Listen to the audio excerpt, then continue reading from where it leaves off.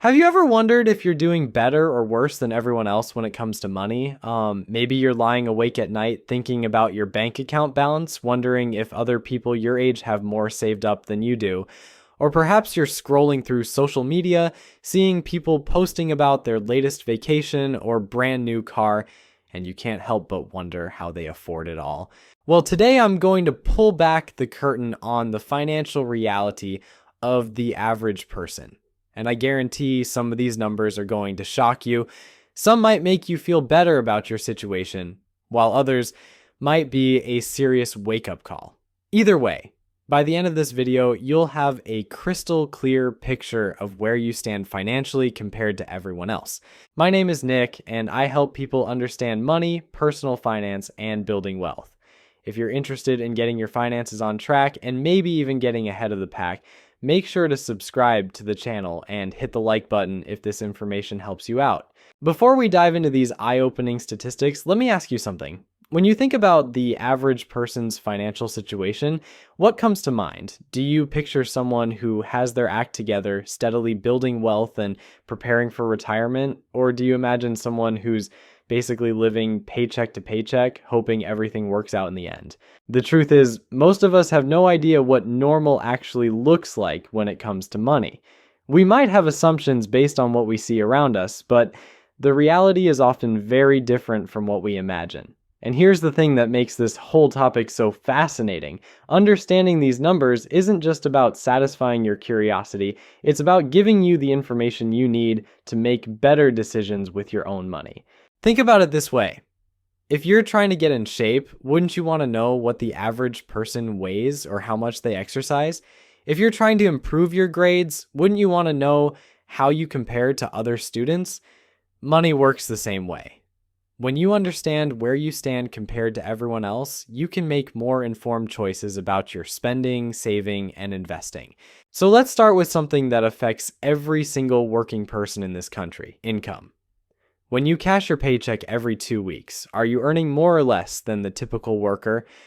According to the most recent data from the Bureau of Labor Statistics, the median weekly earnings for a full-time worker came in at just over $1,000. That works out to roughly $52,000 per year before taxes.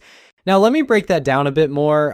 We're talking about individual income here, not household income, which would include a spouse or other family members who might be working. And when we say median, that means half of all workers earn more than this amount and half earn less. It's the middle of the pack. If you're making around $26 per hour, you're right there with the average full-time worker. But here's where it gets interesting. That $52,000 figure is before Uncle Sam takes his cut. After federal taxes, state taxes, Social Security, and Medicare, that number shrinks pretty quickly. Depending on where you live, you might be taking home somewhere between $35,000 to $40,000. Suddenly, that doesn't seem like quite as much money, does it? But income is just one piece of the puzzle. What really matters is what people are doing with that money once they earn it. And this is where things get really fascinating and honestly a little bit concerning. Let's talk about retirement savings, because this is where a lot of people are in for a rude awakening. According to the Federal Reserve's most recent survey, the median amount that Americans have saved for retirement is $65,000. Now, before you start feeling too good or too bad about that number, remember that this includes people of all ages who actually have retirement accounts at all. Here's the kicker. About 25% of Americans don't even have a retirement account. They have $0 saved for when they stop working. Zero. That means 1 out of every 4 people you meet is planning to rely entirely on Social Security when they retire, assuming it's even still around by then. For those who do have retirement savings, the numbers vary dramatically by age, and some of them are pretty alarming. People under 25 have a median balance of less than $2,000. Now, to be fair, if you're 23 years old and just starting your career, having $2,000 saved is actually not terrible. But it does highlight how important it is to start early.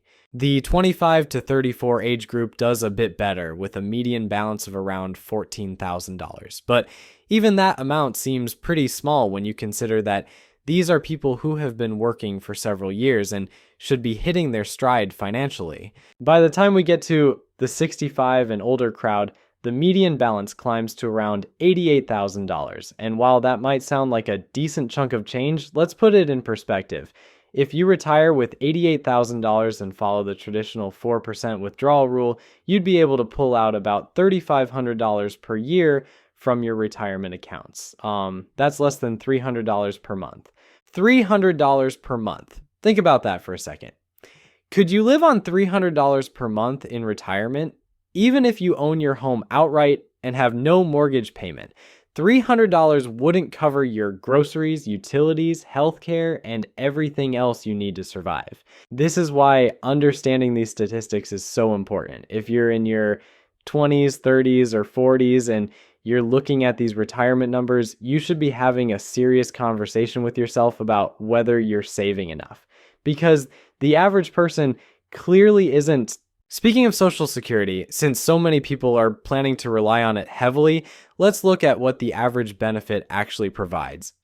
The Social Security Administration reports that the average monthly benefit is around $1,550. That's about $18,600 per year. Now, $18,000 might sound like it could be workable, especially if you don't have a mortgage payment. But remember, this is the average payment. If you had years where you didn't work or earned very little money, your benefit could be significantly lower than this. And if you're someone who never earned much during your working years, you might be looking at a Social Security check that's barely enough to keep the lights on. On the flip side, some people take a completely different approach to Social Security. They plan their retirement assuming they won't receive a dime from Social Security, treating any benefit they do receive as a bonus. This might seem overly cautious, but given the long-term funding challenges facing the program, it's probably not a bad way to think about it. But let's shift gears and talk about something that affects your day-to-day life right now. Spending. How much does the average household actually spend each month? According to the Bureau of Labor Statistics, American households spend an average of about $5,577 per month. Over the course of a year, that adds up to roughly $67,000 in total spending. Now think about what this means. If the average household is spending $67,000 per year, they need to bring home at least that much just to break even. And remember, we're talking about take-home pay here, not gross income. So if you want to have any money left over for savings, investments, or building wealth, you need to be earning significantly more than $67,000 per year as a household. This spending breaks down into some pretty predictable categories, but the amounts might surprise you. The biggest chunk goes to housing, which shouldn't shock anyone who's ever paid rent or a mortgage. The average household spends about $1,885 per month on housing costs. That includes rent or mortgage payments, property taxes, insurance, utilities, and maintenance. $1,885 per month on housing. That's over $22,000 per year just to keep a roof over your head. And if you're living in a major city, you're probably laughing at how low that number sounds. In places like San Francisco or New York, $1,800 might get you a closet with a window if you're lucky. Food comes in as the second biggest expense, with the average household spending about $691 per month on groceries and dining out. That's over $8,000 per year just to keep everyone fed. And honestly, if you're spending less than $700 a month feeding your family, you're probably doing something right. Either that, or you've mastered the art of living on ramen noodles and peanut butter sandwiches. Transportation eats up another $913 per month, which covers car payments, insurance, gas, maintenance, and public transportation. Nearly $11,000 per year just to get from point A to point B. And this is why some financial experts suggest that your housing and transportation costs combined shouldn't exceed 50% of your income. When you add up that $1,800 for housing and $900 for transportation, you're already at $2,700 per month. And we haven't even talked about anything else yet.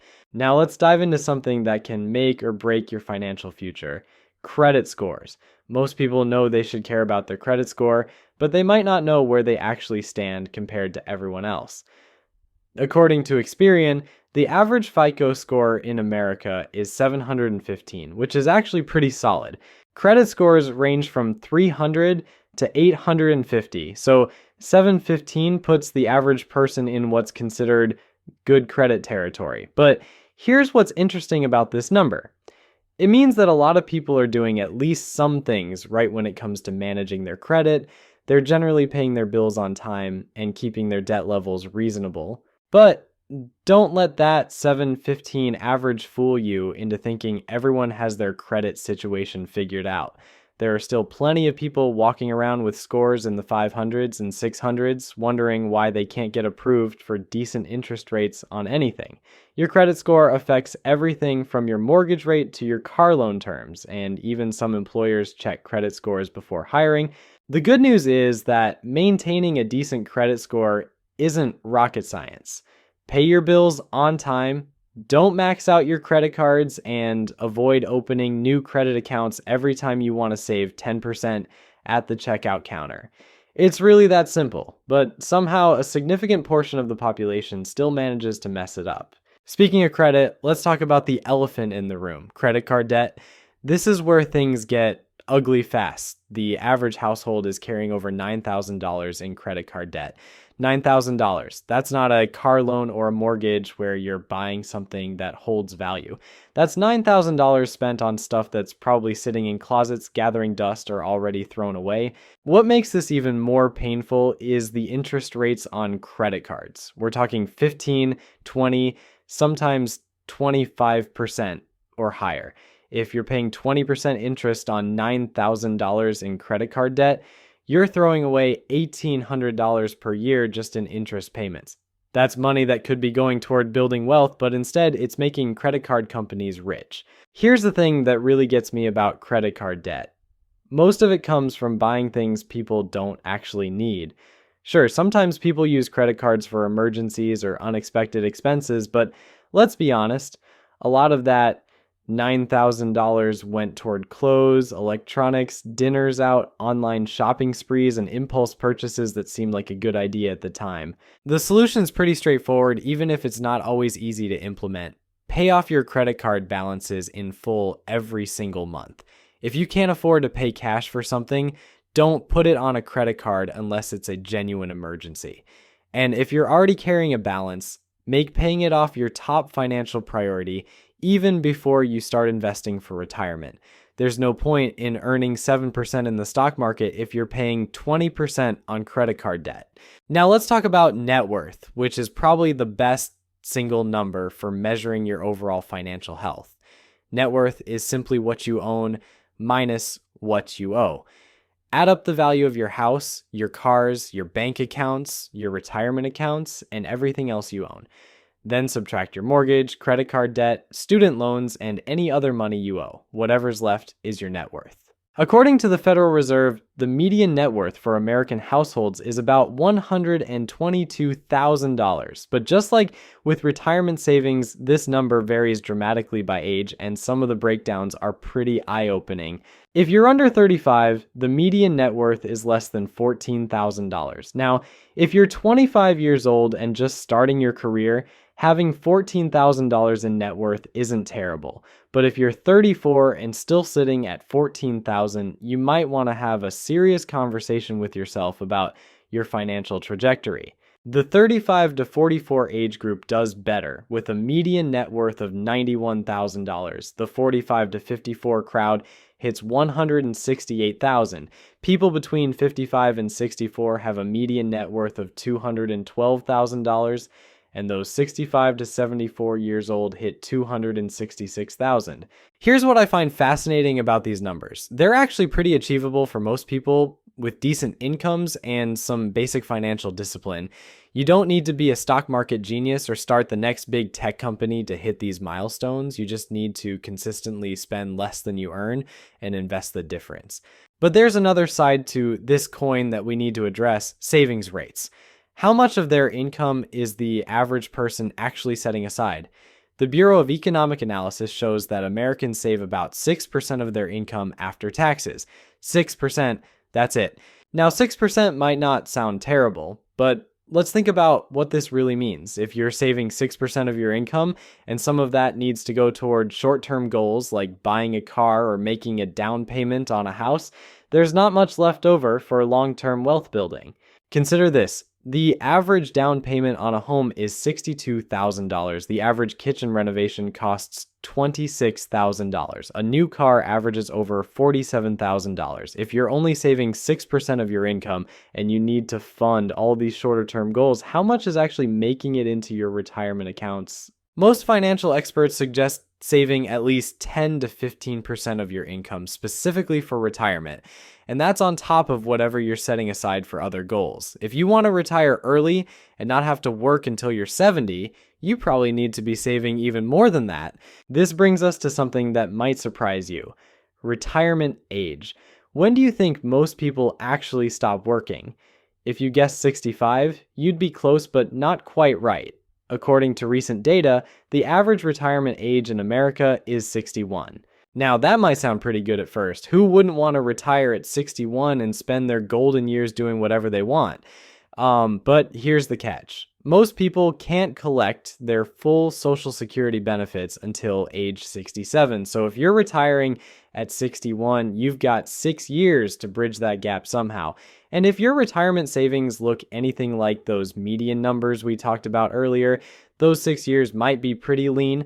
Here's another way to think about it. If you start working at 22 and retire at 61, you've been in the workforce for 39 years. That's nearly 4 decades of getting up early, commuting to work, dealing with bosses, sitting in meetings, and doing whatever it is you do to earn a paycheck.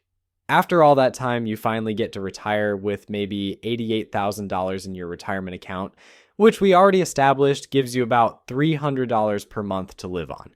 Does that sound like a good deal to you? Because honestly, it sounds like a pretty raw deal to me. But here's where it gets even more interesting. The Social Security Administration says that someone who reaches age 65 can expect to live another 19 to 21 and a half years. So if you retire at 61, you might have 25 years or more of retirement to fund. 25 years is a long time. That's longer than most people's entire career up to that point. And here's the question that should keep you up at night. How many of those 25 retirement years are you going to be healthy enough to actually enjoy? At 61, there's a decent chance you're still in good shape, but what about at 71 or 81? Time has a funny way of catching up with all of us, and the activities you can do at 65 might not be the same ones you can handle at 75. This is why understanding these financial statistics isn't just about satisfying curiosity. It's about recognizing that the average person's approach to money isn't working very well. When the typical American has less than $90,000 saved for retirement and is carrying $9,000 in credit card debt, something is seriously wrong with the picture. But here's the good news, and this is why I wanted to share all these numbers with you. Once you know what average looks like, it becomes pretty clear how to do better than average. And doing better than average doesn't require some magical formula or secret knowledge that only wealthy people possess. If you're consistently saving more than 6% of your income, you're already ahead of most people. If you're avoiding credit card debt, you're way ahead of the game. If you understand what you're investing in and you're actually putting money into retirement accounts on a regular basis, you're lapping the competition. The reality is that most of these statistics are pretty achievable to beat with some basic financial discipline. You don't need to earn a 6-figure salary or inherit money from a rich relative. You just need to be more intentional about your money than the average person. And frankly, that bar is set pretty low. Think about it this way. If the average household is spending $5,500 per month and you can figure out how to live comfortably on $4,500 per month, you've just freed up $12,000 per year for savings and investments. Do that consistently for a few decades and you'll be in a completely different financial league than most of your peers. The same principle applies to all of these statistics. Beat the average by a little bit in multiple areas and the compound effect over time becomes massive. Earn a bit more than $52,000 per year, save more than 6%, avoid credit card debt, and invest consistently in low-cost index funds, and you'll retire with significantly more than $88,000. What I find most interesting about all of this is how these numbers reveal the gap between what people say they want and what they actually do. Everyone says they want financial security. Everyone says they want to retire comfortably. Everyone says they want to stop worrying about money. but the average person's behavior doesn't match up with these goals. Maybe that's because most people don't actually know what average looks like. Maybe they assume everyone else has their financial act together, so they don't feel any urgency to change their own habits. Or maybe they know they should be doing better, but they don't know where to start, or they think it's too late to make a difference. If you're watching this video and some of these statistics hit a little too close to home, don't panic. The fact that you're here learning about money and trying to understand your financial situation already puts you ahead of a lot of people. Most folks never even take the time to figure out where they stand or what they need to do differently. The key is to use these numbers as motivation, not as an excuse to give up. If you're 35 with less than $14,000 in net worth, that doesn't mean you're doomed to financial mediocrity. It means you have some work to do, but you also have 30 years or more to get it right. And if you're already doing better than these averages in some areas, don't let that success make you complacent. Maybe you have a solid credit score and no credit card debt, but your retirement savings are behind. Or maybe you're great at saving money, but you're keeping it all in a savings account, earning practically nothing instead of investing it for growth. The bottom line is this: these financial statistics of the average person should be eye-opening, but they should also be empowering. When you know what normal looks like, you can make informed decisions about whether you want to be normal or whether you want to be better than that.